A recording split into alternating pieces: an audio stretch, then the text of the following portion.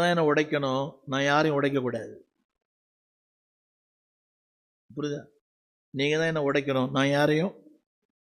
அடுத்து ஒரு வார்த்தை போட்டிருக்குது நீதிமன்றம் 14 ஞானவான்களின் உதடுகள் என்னங்க அது ஒன்று போட்டிருக்கிறாங்க.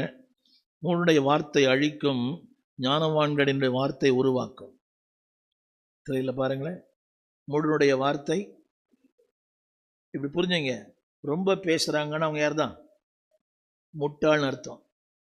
தெரியாம பேசுறாங்க. நிறைய பேர் சொல்லுவாங்க, எங்கிட்ட சொல்லுவாங்க, நீங்க அப்படி நீங்க இப்படி. கொஞ்சம் சொல்லியிருக்கிறான் ஒரு ஊழியக்காரர், இன்னொரு கட்சிக்காரர்கிட்ட சொல்லியிருக்கிறான், தமிழ்நாட்டில் இவர் தான் 2வது பெரிய பணக்காரர் என்ன சொல்லியிருக்கிறான். தமிழ்நாட்டில் இவர் தான் 2வது பெரிய பணக்காரர்.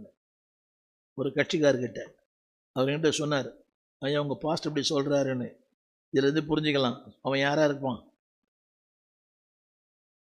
புரியுதா? தமிழ்நாட்டில் 2வது பெரிய பணக்காரர் நான்.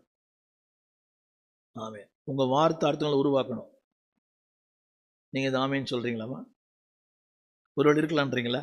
அப்படி ஆகட்டும்ன்றீங்களா? சரி, இப்படியே ஒன்று சொல்லுங்கள். உங்கள் வார்த்தை அடுத்தவங்களை உருவாக்கணும்.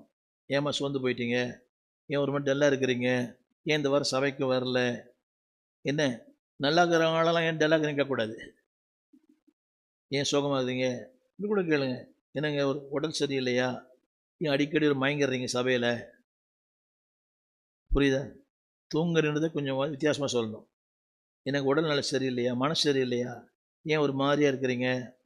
அவங்கள உங்கள் வார்த்தை என்ன செய்யும், அதுவே உங்களை ஞானவான மாற்றிடும்.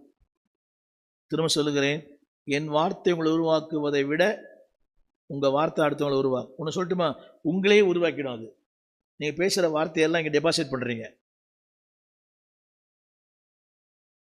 நீங்கள் பேசுகிறீங்க பார்த்தீங்களா, வெளியும் போது உள்ளேயும் போகுது. இது திருப்பி ஒரு நாள் உங்களுக்கே பயன்படும். ஐ பண்ணுங்க. இந்த இடத்துல இந்த நீரூற்று பார்த்துருக்கீங்க, பார்க்கலலாம் நீரூற்று பார்த்துக்கிறீங்களா? வருது, அது கீழே கொட்டுதா, அந்த கொட்டுற தண்ணி உள்ளே திருப்பி உள்ளே போயிட்டு திருப்பி அதுவே மேலே வருது. பார்த்துக்கிறீங்களா?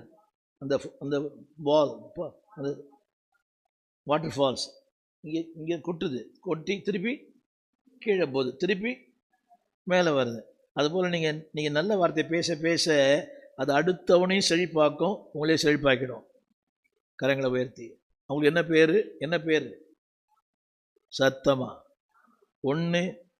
அவனை ஞானவான மாற்றுறது எது தெரியுமா? உங்கள் வார்த்தை தான். அந்த அம்மா பேசினாங்க, அந்த அம்மா பேசினாங்க,